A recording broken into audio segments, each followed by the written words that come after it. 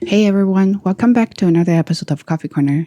I've already lost the track of time, so I don't know what episode we're on today, but you know what? I finally got a chance to record a video or audio, as you can see. And I prefer not to show up today just because I'm really not presentable. It has been a while since last episode, and I of course posted something to ask you to vote what kind of topics you would like to talk about. You would like me to talk about, and then we have talking about emotional stability, and there's a topic about marriage, relationship, and having kids or things like that. Well, when I was posting that topic to ask for you guys what kind of things you wanted me to talk about, I was still okay.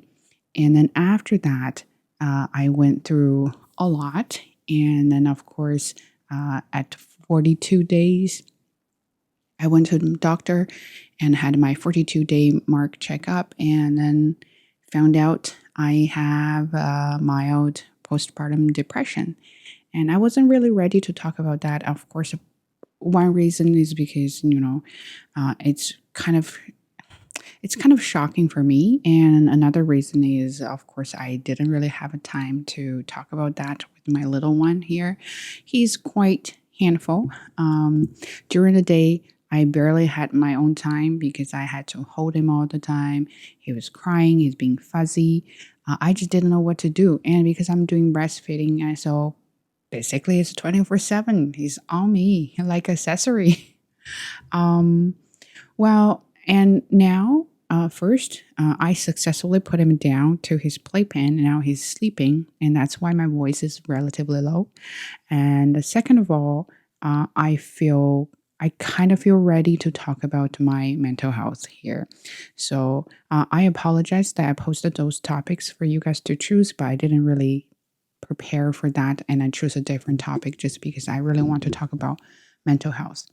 And if you have been following me for a very long time, uh, occasionally I would talk about mental health, and I had anxiety before, and that's why I quit my previous job.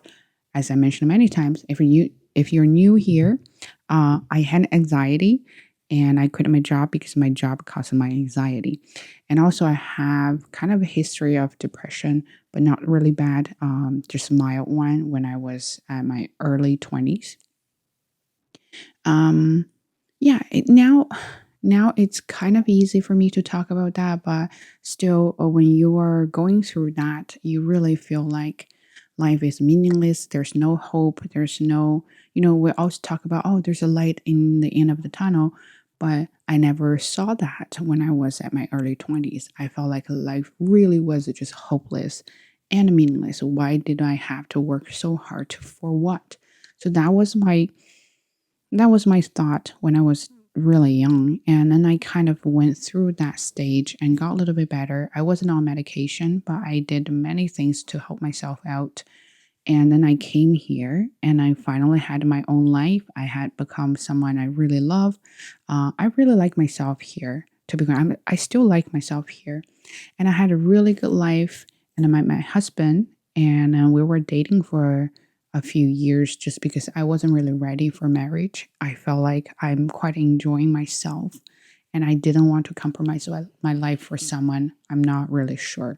Until I was sure that he was the one, then we decided to, of course, we decided to talk about marriage. The funny thing is, so most of you don't know, my husband is Canadian, and then I was quite fight about with my parents about him, just because my parents just don't like, they don't speak English, and he doesn't speak any Chinese. So it's very hard for me because I'm in the middle, and my parents just don't believe anyone who don't speak Chinese. So that was quite a struggle, and I had a really huge fight.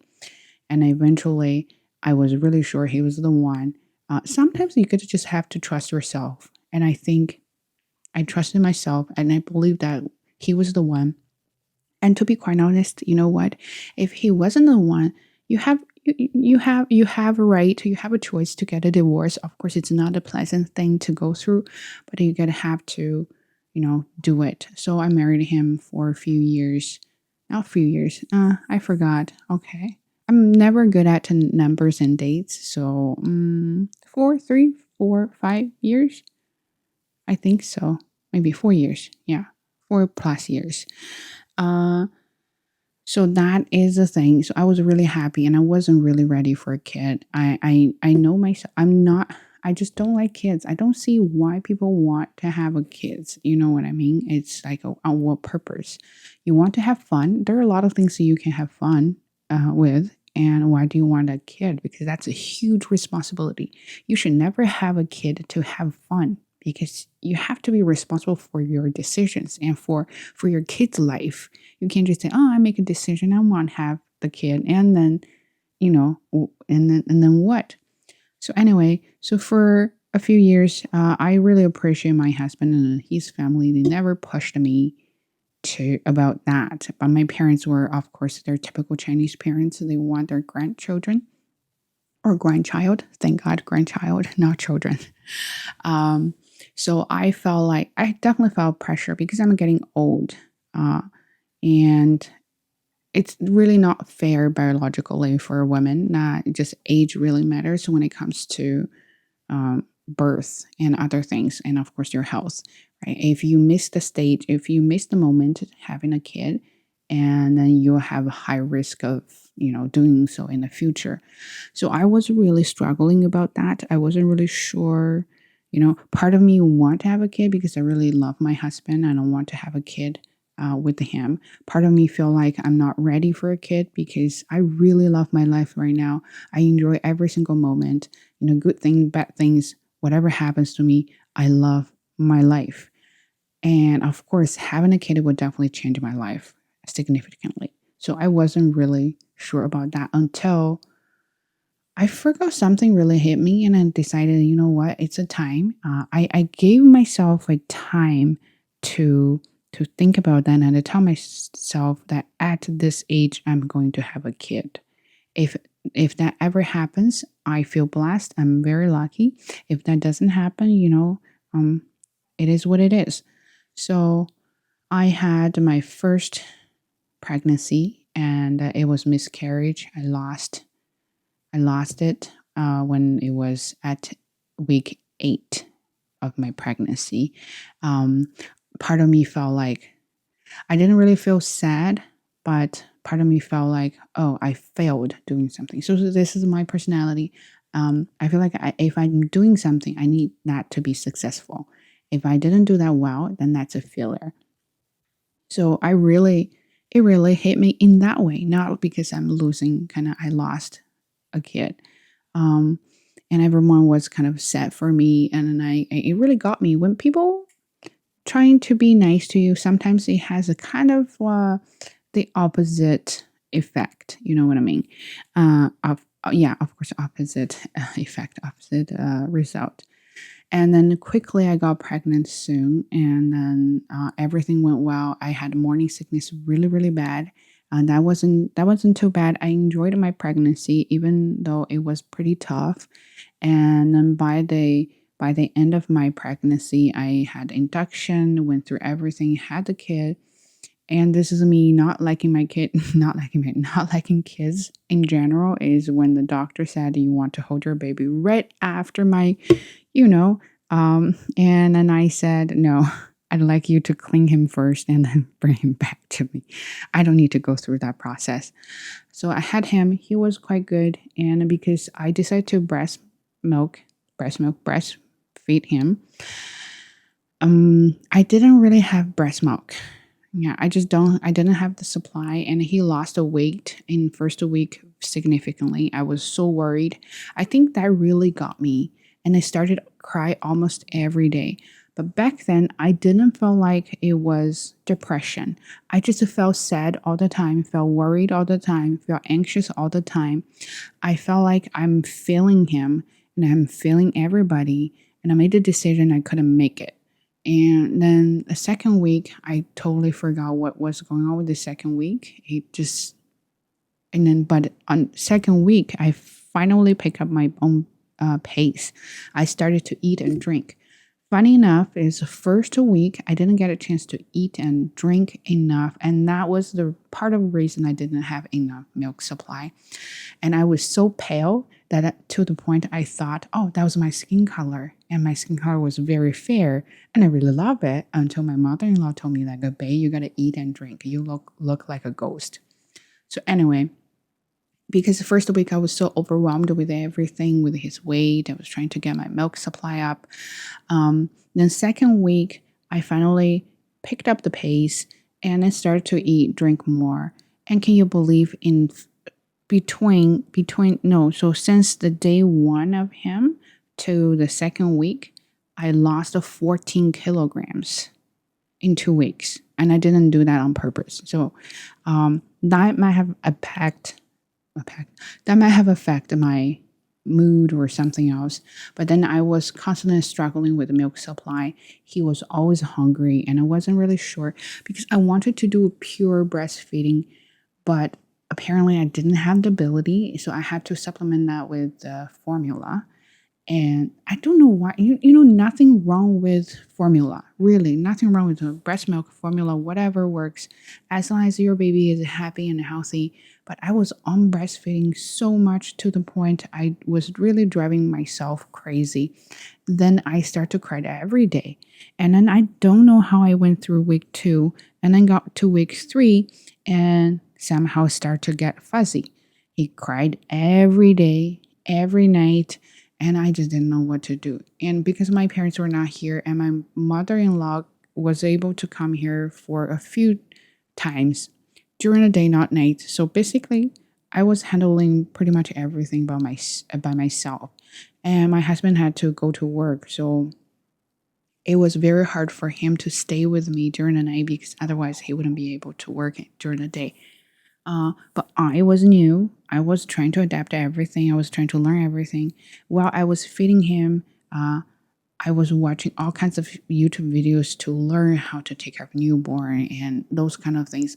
I guess I was super overwhelmed by such information to the point I didn't know what to pick, what to choose, and what one worked for him. I was just so hopeless that anything that could help, I'm going to do it. And that really got me because everything I did, I felt like it was wrong. And he was still hungry. He was still crying. And to the point, I felt like when I was spending time with him by myself, I got anxious and got panicked. And during the night, I started to have the kind of anxiety that I had before with my old job. And then I was so worried. And I think there's a few days that at 7 o'clock, which was my dinner time, I couldn't eat anything because I was just so worried about nighttime. And I lost appetite. And then in that week, I lost significantly weight as well. And by then, I didn't even think about that was depression until week 4. I felt like that was really wrong because I had to constantly get up to feed him and put him back to sleep, and he didn't want to be put down, and then it took me a lot of effort, and I felt like I failed every single thing, and he just could not stay put. And of course, because of a sleep deprivation and sleep, and having a baby really makes me realize how important sleep is. You really need to have enough sleep. Otherwise, I think a major reason of postpartum depression is from the lack of sleep. And of course, I didn't have that. And I just felt so frustrated, and then start to think about, why can't my husband do things like that? Why can't my husband help me out? And the thing is, he couldn't help me because every time when he held the baby and he started to cry, and it seems like I was the only solution. And then I started to feel like, life is really unfair. And the funny thing is, there's a book called How to Hate Your Husband After Kids. And I felt like I really hate every single checkboxes there. I just felt life is really unfair. I'm the only one who's, dealing with him. And one day he was So I fed him. He couldn't sleep. No, he fell asleep, but I knew he would wake up. I was just so pissed off, and I put him back to his bassinet, and I closed the door. I left him with my husband, and 4 o'clock in the morning, it was snowing and raining at the same time and windy. But I still care about my health, and you can tell. I wore my thickest winter jacket, had my hat on, everything ready. I went out and took for a walk at 4 o'clock in the morning. And that's when I realized that there might be something wrong about me. And I took for a walk and came back, sat in the car, and then it was probably about 5 o'clock, probably like a quarter after 5. Yeah, maybe, yeah, half a past 5. Anyway, and then my husband texted me, "Where are you?" And of course, he got panicked. He didn't know that I was gone. And I came back. I didn't want to talk about anything. I was just crying all the time. Couldn't stop. I never knew I had so many tears. I just could not stop. Like if I start to breathe, I want to cry. If I still want to talk, I want to cry. If I look at something, I want to cry. So I was that bad. And then I just text her. I just text him. I said, "Oh, okay, is he due another feed?" And then came back, fed him, and my husband had talked to me. I just said, I can't even talk. I can't even breathe. That's when I realized something went really wrong. And after that, a few days, it was my 6-week checkup, and I went there and then did all the assessment. My physical health was all fine. All the stitches healed up perfectly. No problem at all. No prolapse or something that I was worried about before. And then she said, so the doctor was really nice. So she said, "You have mild postpartum depression, but has a tendency to go a little bit worse." And I was shocked, and I was like, "I didn't know what you were talking about. Why is that?" And I felt like I was pretty okay, and I was handling things pretty okay. And then she said that, and I came back and talked to my husband, and then he said, "I kind of realized you had that, but I was so afraid to talk about it with you. Just I don't want to make you feel even worse." And yeah, so for that matter, I don't know what to say about it. And I was so everybody says you gotta get help as much as you can. Don't hesitate. But you know what? It doesn't matter how much help you're gonna get. You're on your own all the time. Like it's not only about the babies, and it's about everything, your life. It doesn't matter if you can get help or not. You're on your own when it comes to the important decisions, choices, everything, or responsibilities. You have to take care of that yourself. That's scary. I'm not even joking. And every time I think about, I still have the kind of feeling that when I think about nights, when I think about not being able to sleep, I got panicked, and no one's gonna be able to help me with that. So that happened, and then I start to really, look or not look, like look for some information that would help. And here's the thing: if you think something goes wrong with you, don't Google. Don't become a Google person. So I'm a Google parent. Everything goes wrong, I Google. Don't do that. If you think something wrong about you, with you, go talk to a doctor. Go talk to professionals, experts. Don't freak yourself out with the information you find online. There are all sorts of information. Some are good, some are not. And some applies to you, some doesn't. And you can't just, there's no one fits all solution. And with the babies and with the people, it's even true than ever, because babies are different. People are different, let alone babies. And some things work for other babies might not work for your babies. Some things work for other people might not work for you. And that is why you can listen to someone for something, but you're gonna have to figure out your own rhythm and own way to sort out things. And that took me a very long time to figure that out. And my best friend, her mom is a nurse, and then she offers help, and she comes once or twice a day when my mother-in-law can't come to help me with the baby. And we were just chatting the other day, and then she said, because I said I don't want to, bring her too much trouble or too much work uh, because he really needs a lot of cuddle, and he likes to be held. To be quite honest, he's heavy, and look at my wrist. I can't really carry him that much. So my friend's mom said, "Oh, I don't mind at all. I'm a cuddler, and I want to hold babies." I'm like, okay, that kind of struck me a little bit. And then she said, with her two kids, they were never very cuddly, and she never got a chance to cuddle with the babies, and especially infants. And now, because her daughter is my best friend, now she got a chance to hold a newborn. She's really happy she can hold him 24/7, no problem, because she never got a chance to do that.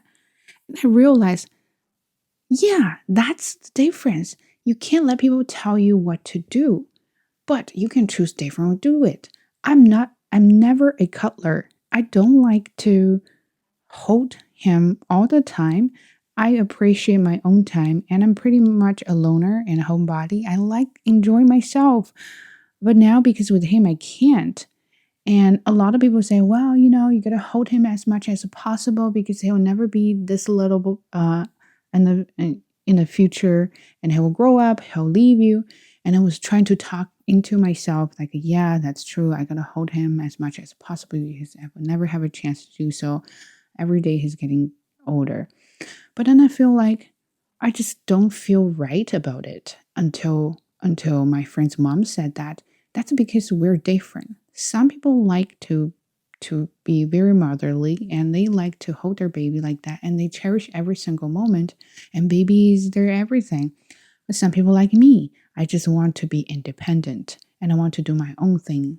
For example, right now I want to record a video that I can, and I want to continue what I had before, and I wasn't able to. Then that's why I freaked out, because I cannot get everything straight out. I can't do everything according to schedule, or agenda, or plan. And then everything got screwed because he does what he wants, and I have to go with the flow. I don't like to go with the flow other than making videos. But really, her words really got me to think about, oh, this is why I freaked out, because I was trying to use other people's experience and advice to fix my baby. But he has nothing to be fixed. He's perfect. He's just being a baby. He's just different. And it's like us, we have different personalities. You can't ask us to be the same, right? And of course, I'm not only about babies. For you guys, if you're still young, you're still trying to figure out your future, your life, this is my advice that I learned from taking care of him is you can watch those vlogs, you can listen to other people's, you can read those successful stories, but you have to understand everyone is really different. Personality, your background, your family, your friends, your education, everything that has formed you into a totally unique yourself. And then you can't just take whatever works for other people and use that on yourself and then think, oh, it doesn't work, so I'm a failure, I'm a loser. And that really, really will stress you out. So if by any chance you stick till the end and you listen to my advice now, I really want to say that you can look up for some examples, role models, but you have to figure your own stuff that works for you. Don't stress out if that doesn't, because whatever works for other people might not work on you. And eventually, with the experience, with everything you've gone through, that will help you become the person you want to be. You just have to be, you have to be more open to all kinds of emotions, feelings, all kinds of things, good things, bad things.